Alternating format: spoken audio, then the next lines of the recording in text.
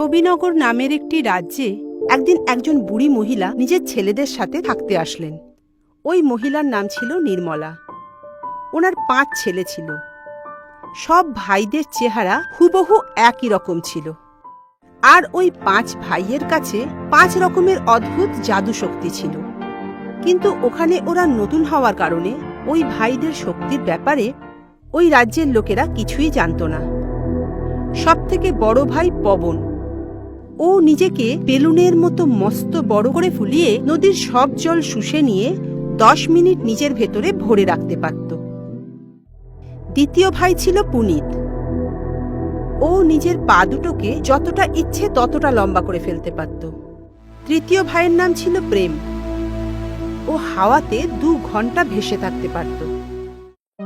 চতুর্থ ভাই, যার নাম ছিল প্রদীপ, ও পুরো একদিন বিনা নিঃশ্বাস নিয়ে থাকতে পারত।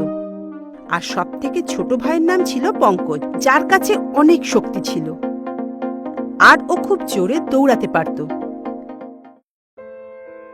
নতুন রাজ্যে এসে ওরা খুব শান্তিতেই নিজেদের জীবন কাটাচ্ছিল। সবথেকে বড় ভাই পবন রোজ নদীর কাছে গিয়ে নিজের মধ্যে সব জল টেনে নিত। বাকি ভাইয়েরা মিলে নদীর মাছগুলোকে ধরে নিত।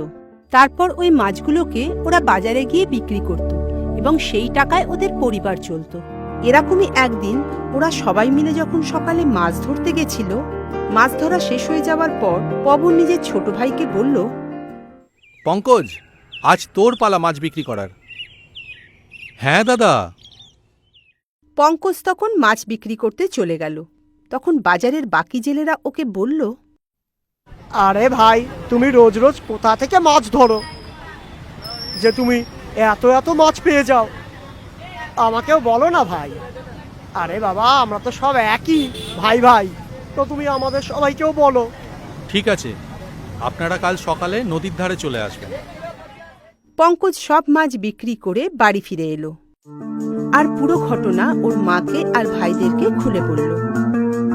সব শুনে পবন বলল, ঠিক আছে, কাল আমি যাব। পরের দিন সকালে পবন নদীর ধারে চলে গেল। ওখানে বাকি জেলেরা আগে থেকেই এসে হাজির হয়েছিল। পবন ওদের সবাইকে বলল, ভাইরা, আমি নিজেকে ফুলিয়ে 10 মিনিট অবধি নদীর সব জল নিজের মধ্যে ধরে রাখতে পারি। এই সময়ের মধ্যে আপনাদের যত মাছ ধরার আপনারা ধরে নিতে পারেন, কিন্তু মনে রাখবেন 10 মিনিটের একটুও বেশি সময় আপনারা নিতে পারবেন না। কারণ আমি যদি সব জল বাইরে বার করে দিই, তাহলে আপনারা আর বাঁচতে পারবেন না, আর এর জন্য দায়ী আমি হব না। ঠিক আছে। তারপর পবন নিজেকে ফুলিয়ে নিজের মধ্যে নদীর পুরো জলটাই ভরে নিল। তখন জেলেরা গিয়ে মাছ ধরতে লাগল। ওরা মাছ ধরাতে এতটাই মগ্ন হয়ে গেছিল যে ওরা সময়ের কথা ভুলেই গেল। পবন ওদেরকে ইশারায় সরতে বলল, কিন্তু ওরা সে কথা খেয়ালই করল না। এর মধ্যে 10 মিনিট কেটে গেল আর পবনের মুখ থেকে সব জল বেরিয়ে গেল। অতখানি জল বানের মতো নিজেদের দিকে আসতে দেখে জেলেরা খুবই ভয় পেয়ে চিৎকার করতে শুরু করে দিল। কিন্তু এত তাড়াতাড়ি ওরা মাঝ নদী থেকে উঠে আসতে পারল না আর জলে ডুবে সবাই মরে গেল। তখন জেলেদের পরিবারের লোকেরা রাজার কাছে গিয়ে পবনের নামে নালিশ করে দিল। মহারাজ, এই ছেলেটা সব জেলেদের প্রাণ নিয়ে নিয়েছে। পবন, এ কথা কি সত্যি?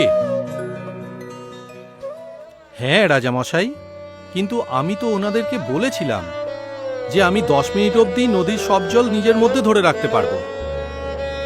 এর মধ্যে যতটা মাছ ধরার ওরা ধরে নিক, কিন্তু ওরা 10 মিনিটের থেকে অনেক বেশি সময় নিয়ে নিয়েছিল।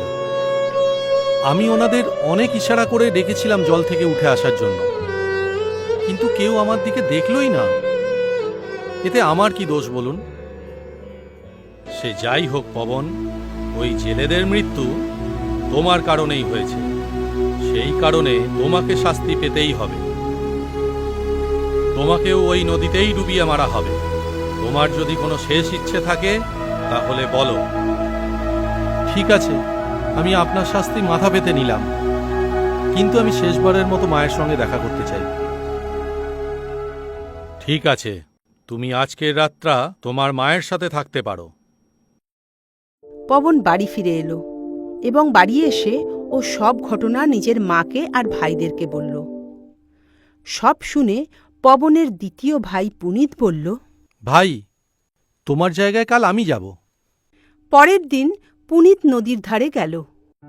ওখানে রাজা এবং গ্রামের বাকি লোকেরা পবনকে দেওয়া শাস্তি দেখার জন্য এসেছিল। কিন্তু পুনিত যখন নদীতে নামা শুরু করল, ও নিজের পাকে ততটাই লম্বা করতে লাগল। এমনটা করতে করতে ও পুরো নদীটাকেই পার করে ফেলল। গ্রামের বাকি লোকেরা এবং রাজা এটা দেখে তো অবাক হয়ে গেল। এটা কি? ঠিক আছে, তোমাকে কাল আমার সৈন্যরা পাহাড় থেকে ফেলে দেবে। তোমার কোনো শেষ ইচ্ছা আছে? হ্যাঁ, কাল আমি মারা যাব, তাই শেষবারের মতো আমি আমার মায়ের সঙ্গে দেখা করতে চাই। ঠিক আছে, তুমি আজ তোমার পরিবারের সঙ্গে দেখা করতে পারো। পুনিত তখন নিজের বাড়িতে ফিরে এলো আর পুরো ঘটনাটা নিজের ভাইদেরকে খুলে বলল। সব শুনে তৃতীয় ভাই প্রেম তখন বলল, কালকে আমি যাব। তুমি তো জানো যে আমি হাওয়াতে 2 ঘন্টা অবধি ভাসতে পারি। আজ আমি খুব খুশি যে তোমরা সব ভাই মিলে একে অপরের সাহায্য করছো। পরের দিন সকালে প্রেম পবন সেজে ওখানে গেল। রাজার সৈন্যরা তখন প্রেমকে পাহাড় থেকে ফেলে দিল, কিন্তু প্রেম তখন হাওয়ায় উড়তে শুরু করে দিল। এটা দেখে রাজা বলল, এ কোনো সাধারণ মানুষ মোটেও নয়। এখন আমার কাছে ব্যাস একটাই রাস্তা আছে। পবন, কাল তোমায় মাটিতে পুঁতে ফেলা হবে। তোমার শেষ ইচ্ছেটা কি বলো? কাল আমি সত্যি সত্যিই মারা যাব, তাই শেষবারের মতো আমি আমার পরিবারের সঙ্গে দেখা করব। বাড়ি ফিরে প্রেম সব কথা বাকি ভাইদের বলল। তখন ছোট ভাই প্রদীপ বলল, দাদা, কাল আমি যাব, কিন্তু হ্যাঁ, রাত হতেই তোমরা কিন্তু আমায় বাইরে বার করে নেবে। এরপর আমরা এই রাজ্য ছেড়েই চলে যাব। পরের দিন পবনের জায়গায় প্রদীপ ওখানে গেল। গ্রামের লোক আর সৈন্যরা মিলে প্রদীপকে মাটির ভেতর পুঁতে দিল। রাত হতেই পবন আর ওর বাকি ভাইয়েরা ওখানে এসে হাজির হলো আর প্রেমকে মাটি খুঁড়ে বাইরে বার করে নিল আর মাটিটাকে আগের মতো আবার ঠিক করে দিল। নির্মলা নিজের ছেলেকে জীবিত দেখে খুবই খুশি হলো। তারপর সবথেকে ছোট ভাই পঙ্কজ একটা ঠেলাগাড়ি নিয়ে এসে সব ভাইকে আর নিজের মাকে তার মধ্যে বসালো আর খুব জোরে দৌড়ে রাতারাতি ও অন্য রাজ্যে চলে গেল। গ্রামের লোকেরা একথা ঘুণাক্ষরে টেরও পেল না। সবাই ভাবল পবন তার কর্মের শাস্তি পেয়ে গেছে। আর এদিকে 5 ভাই অন্য রাজ্যে গিয়ে সুখে শান্তিতে তাদের নতুন জীবন শুরু করলো।